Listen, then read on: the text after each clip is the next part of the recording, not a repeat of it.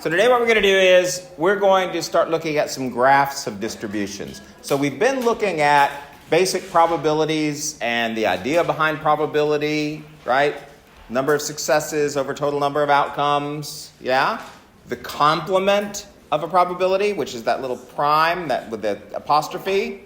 So that's everything else, right? We've also looked at risk, which is just another type of probability, right? Probability or likelihood that something is going to happen. And then we looked last time at absolute and relative risk. Remember, if it's relative, anytime you see that word relative, no matter where you see it in statistics, you're always talking about a comparison of two things, right? So group A compared to group B, etc. How are we so far? Okay, all right. So today what we're going to do is we're going to begin our look at graphs of distributions. And let me tell you that today's topic is incredibly simple. And it's also one that the students last year bombed on the test. Simply because they wouldn't study it because it looked too easy. It's a common problem with statistics. If you see something that looks very easy, then you don't put a lot of attention, right? And if that happens, then you end up getting into trouble. Okay? So, you're forewarned, right? Okay? Can you count? Can you add or at least put numbers in a calculator? I hope so. Then you can do this. Okay? So, it's just talking about graphs of distributions, but it does require that you actually count some things, right? And it requires that you pay attention and read carefully and make sure that you're answering the question that's being asked, okay? So let's look at a few of these. Okay. Right. Oops. Sorry, it's a little... Okay, so we're talking about graphs of distributions. Can you see that, everyone? Okay, so we're going to look at some graphs and being able to describe some graphs of distributions, but we're also going to be able to make some calculations. In other words, find some probabilities by looking at graphs of distributions. So first we'll just look at some examples here. So the graph below shows test scores for 50 students. Why is it important that I know that there are 50 students? Because if you're going to do probability, you must know the total number of students, right? That's the bottom number, isn't it?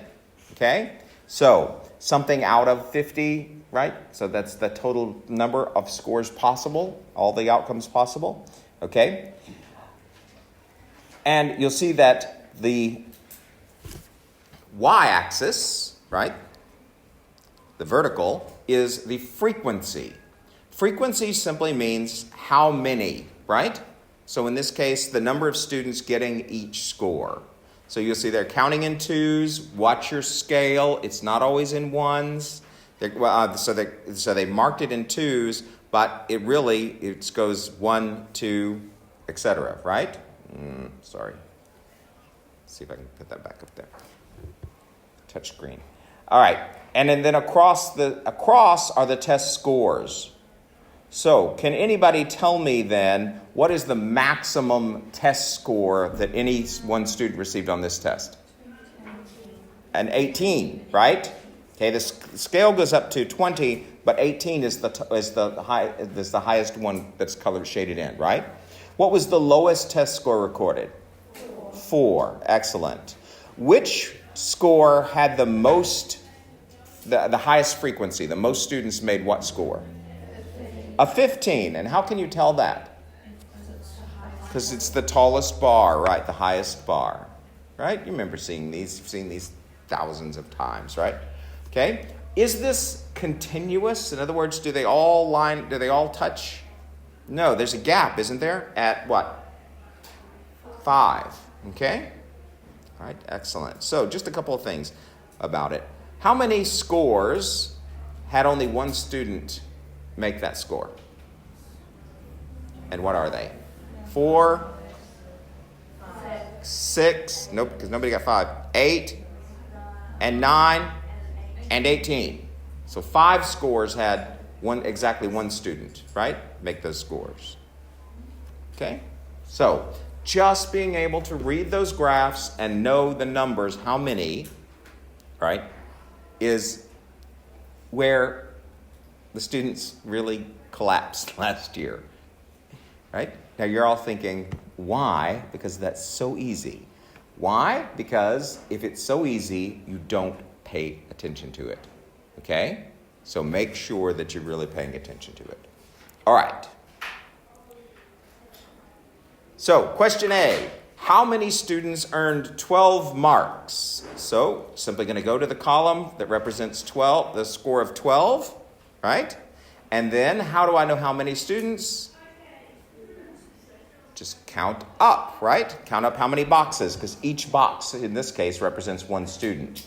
Now be careful though, what if the scale here was different? It might not be one student. This could have been just as easily been 20, 40, 60, 80, right? So be careful with the scale. That was another thing that caused a lot of problems last time, okay? But in this case, the scale is just 1, so we can just count. And how many is that?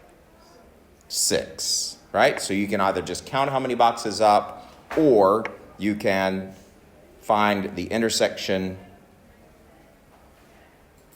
there, right? And read it off the scale. Either way you prefer. Makes no difference. Okay? All right, good. So real rocket science, right? You really happy with today's lesson? Let's look at the next one. What is the probability that a student got fewer than 10 marks? Now, this is another area where students had trouble last time. If it says fewer, that means, does it include that mark? No, but it includes everything that's below that mark, right? What if it says higher than? Does it include that mark? Nope, it includes everything that is above it, right? What if it says at least? Does it include that mark? Yeah. Yes, and everything where? Above. Okay? So be careful when you're looking at these. The wording, again, was a huge problem last time. So what is the probability that the student got fewer than 10 marks? All I need to know is, so they've graded out for me there. So 1, 2, 3, 4, 5, 6 students, right? Out of how many total students? 50, which is why we had to know how many total students there were, right? And 6 out of 50, you'll see that they're, oops. Touchscreen is a little touchy. So, and they've changed it into a decimal probability. You could have just as easily reduced that fraction to 3 over 25, right? There's no magic to a decimal. Okay? The next question, though, might give you a little clue as to why they changed it to a decimal. Yes? Is there a reason why 6 is written like not as a number? And just like increased in C? In question C? Yeah, 6 students and everything else is just like in the numeral. That's just convention. The English convention in the English language is that if you have a number less than 10 or 10 or less, you spell the word. Well, and then they don't. So it's somebody knew the convention and used it for the first one, and it's probably just because it was the first word in the sentence. Okay. But that they used the convention. But generally, if a number is 10 or less, you spell it. And if it's more than 10, you write the numeral. But, and here, it's probably simply because it's the first word in the sentence. You're not going to have any trouble recognizing all these because you're a good reader. All right, excellent. What percentage of students got marks that were fewer than 10 or more than 16? So all I need to do is count up the number of students who satisfy those conditions, right? This is just a basic probability question. So if you're looking at that, fewer than 10, we already know, was 6, right? And now more than 16, There are 5 of those, yeah? So a total of 11 out of 55, which they want, though, if you look at the question, what percentage? So we need to change that fraction into first into a decimal and then into a percentage, right? And we've looked at how to do that. To change a fraction into the decimal, you just simply divide it. And to change it into a percent, you just multiply times 100. Okay. Or if you want to miss a step, you could always just put it in your calculator, the fraction times 100. And it'll give you back the number, right? Whichever method you prefer. Okay? How does it look so far? Pretty good? Okay. Again, these should be, I hate to say that, should be fairly easy questions for you, right? You're all way more mathematically advanced than counting. But these were one of the reasons so many students did not get an achieved on the probability practice that we did. Okay? All right. Okay, guys. So the next thing we're going to talk about is we're going to talk a little bit about describing graphs of distributions. This is also one of those skills that you think you're going to remember, but you might not. So be careful. Make sure that you spend a little time studying these. So looking at these and describing these graphs of distributions, we're going to look at different shapes. There are several different features that are important to you when you're describing a graph, and they've listed some of them here. The lowest and highest values, okay? So in other words, where the graph starts and where it ends. Those are critical values for you. Those are very important for you. The range.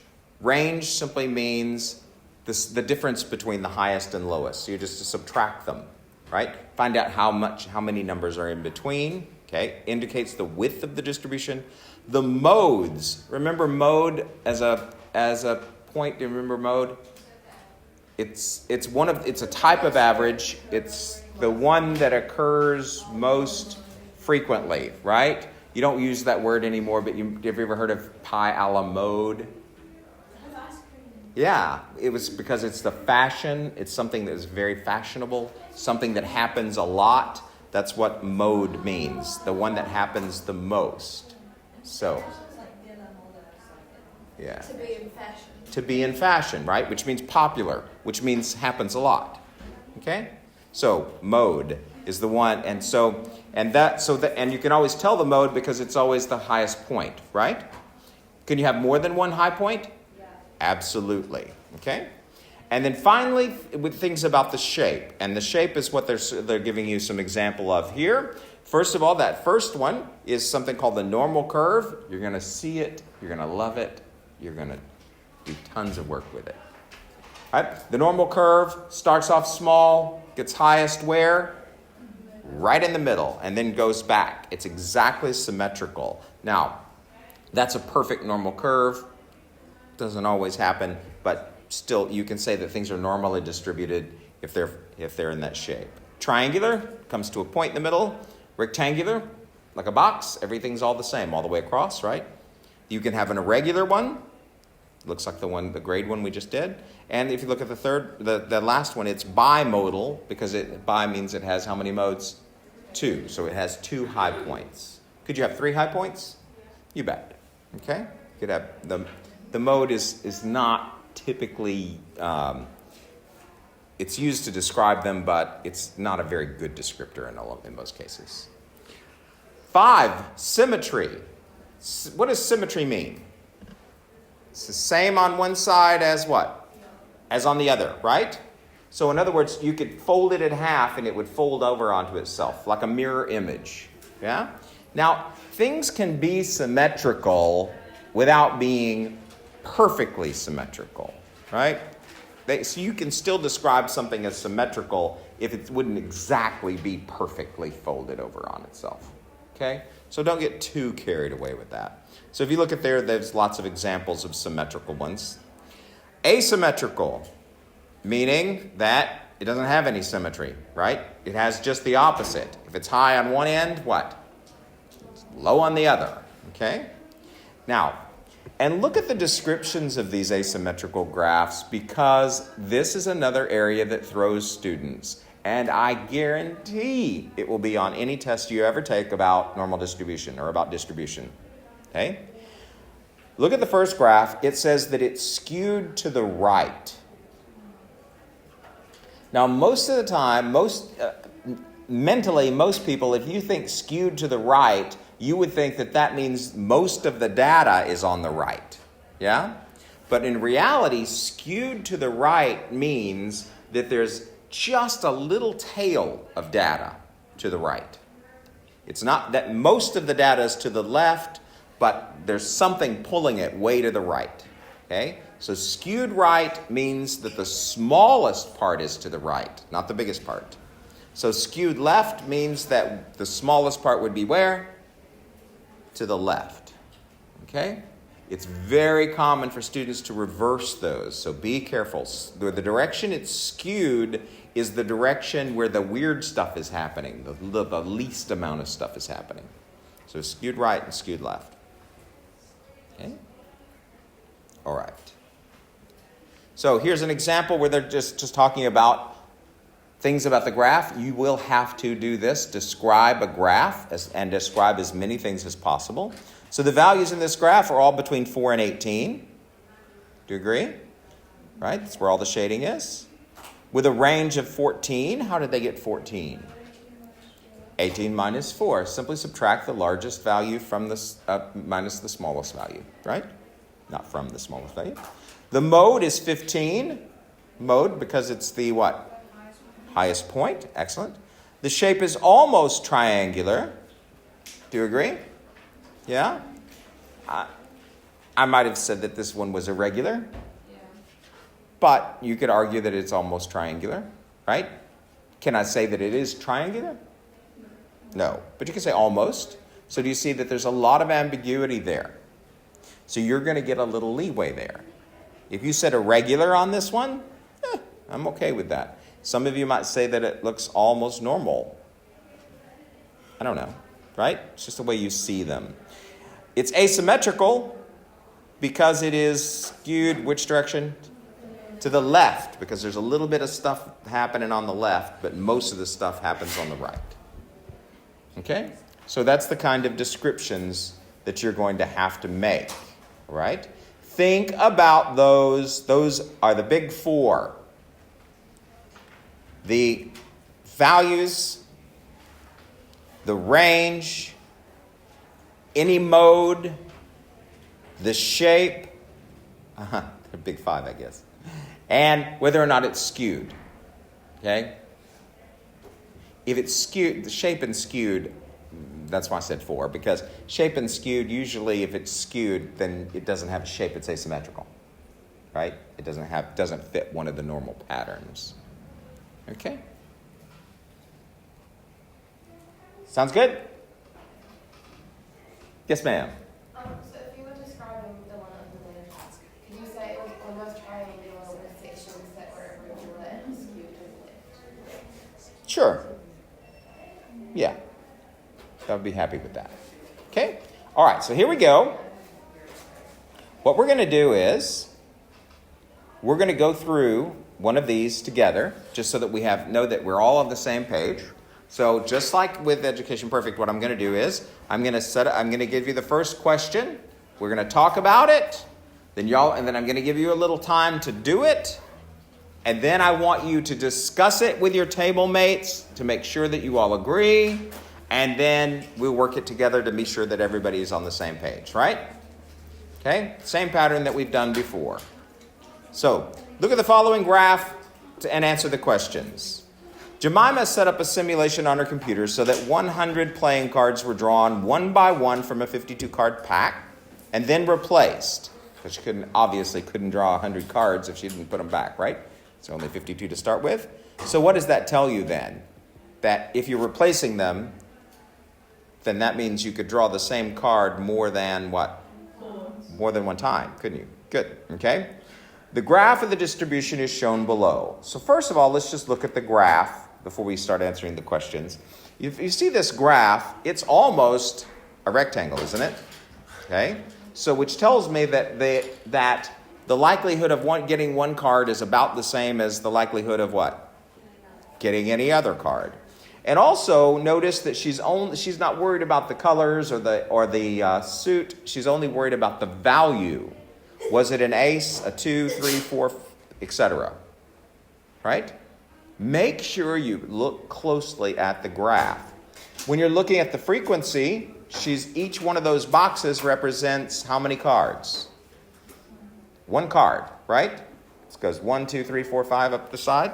Okay, so each box represents one card. Okay? So, here's where you come in. Based on this simulation, calculate the probability of a picture card. And that picture card means a jack, queen, or king being drawn. Go. You've got 30 seconds.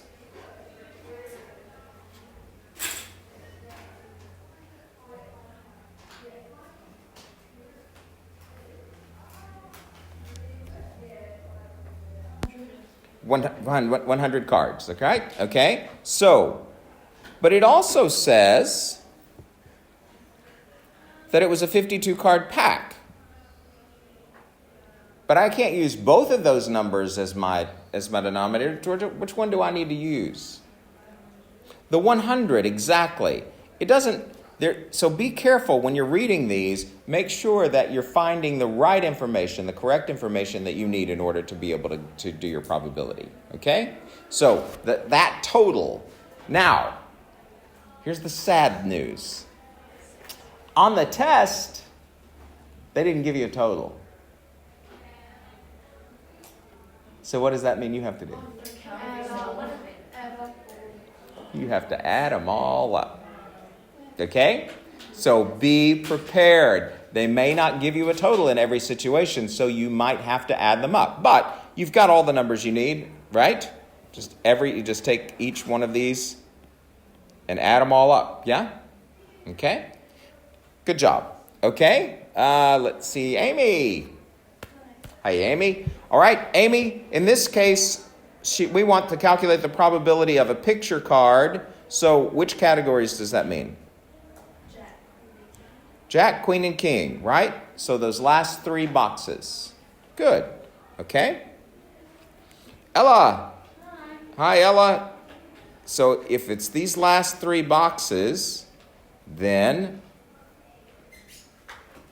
I need to find the height of each one of them and do what with them? And then do the jack plus queen plus Yeah, that's it. Add them all up, right? Good job, okay? So, Ella, let's just add them. So, let's see. Jacks had how many? 6. Plus queens had how many? 8. Plus kings had how many? 8. Okay, good job. And go ahead and give me a total if you would. 22? Yeah. Okay. All right. Danielle? Yes. Gonna leave it 22 over 100? 0.22. Yeah. It's easier, just instead of reducing the fraction, let's just change it to a decimal and make our lives easier, right? And what is it now? I'm sorry? 0.22. 0.22. Does everyone agree? Yeah. All right. Do you see how easy your lives are? Come on. Okay? Good deal. Let's just talk about this. Compare this with the theoretical probability that a picture card is drawn from a real 52 pack of cards. And if these values are different, why? So, go. You have 1 minute to calculate the theoretical probability of drawing a picture card from our 52 deck. So be careful.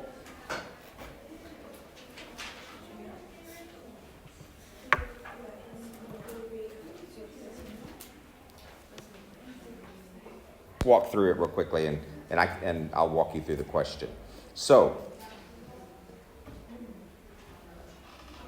all right, Ta. So, this time I'm talking about the theoretical probability of any deck of cards, right? A standard deck of cards. So, am I using her data in this case, Ta? No, okay? Instead, I'm just talking about any deck of cards. Right? And so any deck of cards has how many in it? 52. So the number this time is going to be 52 in the denominator, right? The number that we have. Good. Okay. Iris. So of those, I'm worried about the picture cards. Again, picture cards mean jack, queen, or king. How many jacks are there in a standard deck? 4. How many queens? 4. How many kings? 4. So that makes a total of 12. Okay? Yeah. We don't have jokers in a standard deck, right? Okay. Good job. And now, Haruka, can you tell me the decimal then for 12 over 52?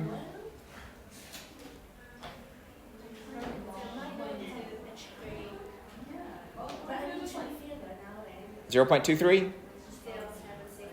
Blah, blah, blah, blah, blah, blah, blah, blah, blah. Okay? We'll just go with that. All right? Sorry? About. Yeah. There you go.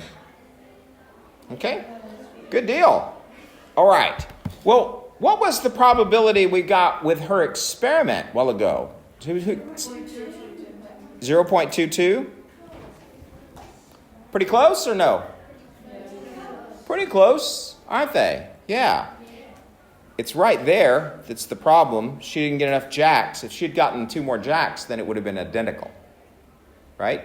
Because she had 100 cards. But they're pretty close. But did you expect them to be identical? No. Because even though she drew 100 cards, would you like to sit there and draw 100 cards? It'd take a long time, right?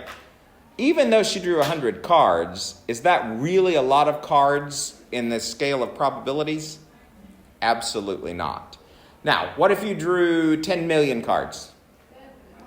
We would expect to get closer, right? Would we ever expect to get exactly that number? Probably not, right? We wouldn't have time to draw that many cards in our lifetimes. But we'd get closer and closer and closer and closer. Would you expect the same thing to happen if you did this experiment a second time? Would I also get 0.22 up there? No. Every time you do an experiment, you expect slightly different results, don't you? Okay? Now, would you expect them to be similar? Yes, but slightly different. Good deal. Okay? Based on the simulation, calculate the probability of drawing a 6 or a 9. Go. You have 1 minute. 6 or a 9. Remember your rules for probability. This is a perfect revision. So who wants to tell me what we did? Georgia, go ahead. There you go. So probability of getting a 6 was, in this particular instance, was 7 out of 100?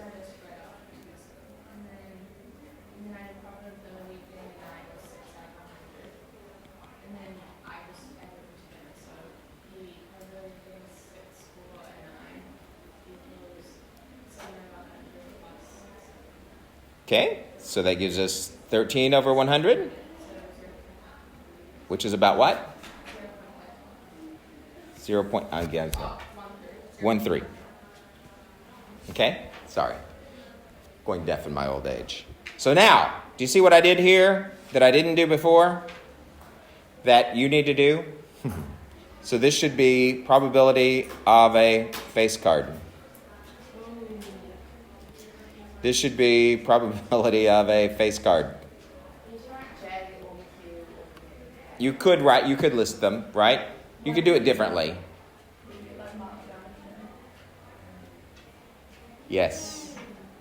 Which is why I made that mistake, because now it's reinforced it, right? It's all lies.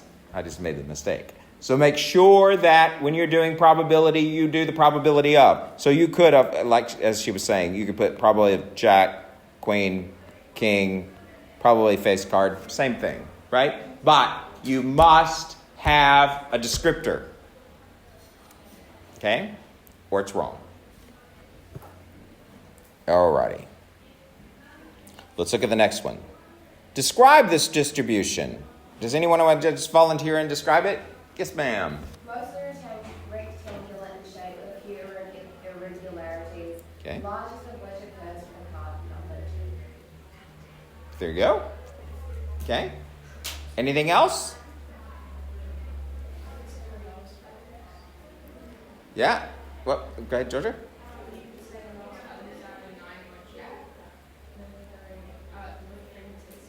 The one that occurs the fewest is a 9 or a jack.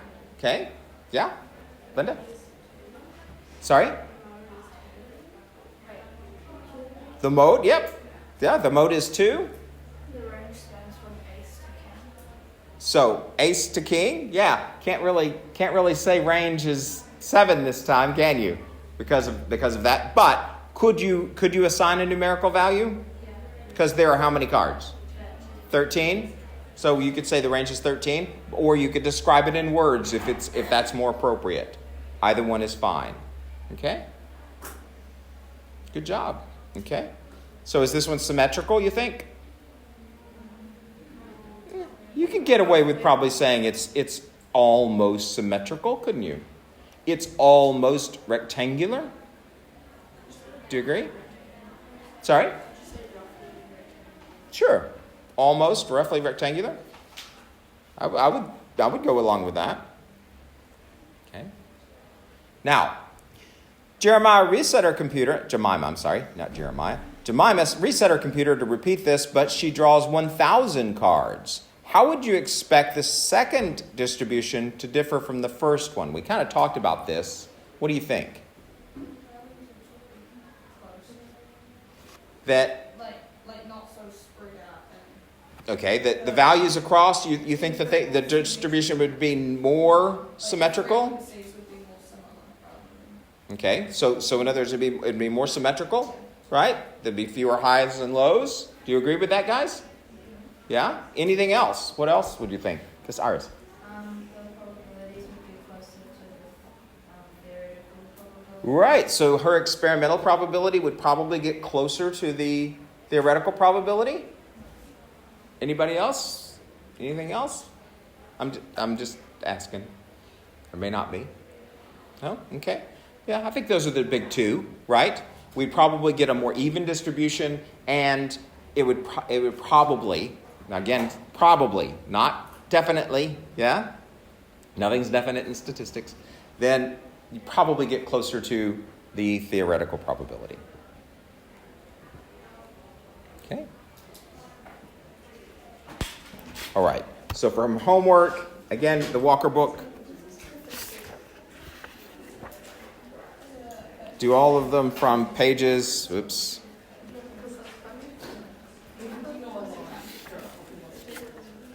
We did page 11, but I'm going to put that in there. Pages 11 through 15. Okay, now, we haven't done anything out of this book. Guys, can you focus for just a second? Let me tell you how I want you to work this. And I may have talked about it.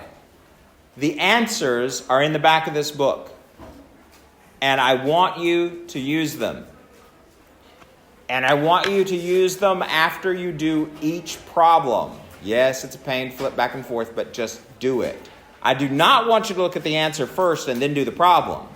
But I want you to check yourself as you go. Because if you do a whole section and then you go back and you check the answers, right?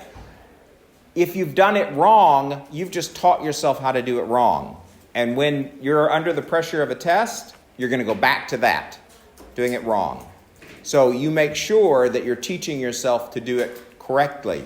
So you check them, each one as you go. So if you want to, just put a marker back there or whatever, but check them. I want you to check your work. It does not make you a better person if you don't. Okay? Some of you take a lot of pride in the fact that you don't have to, but do it. All right?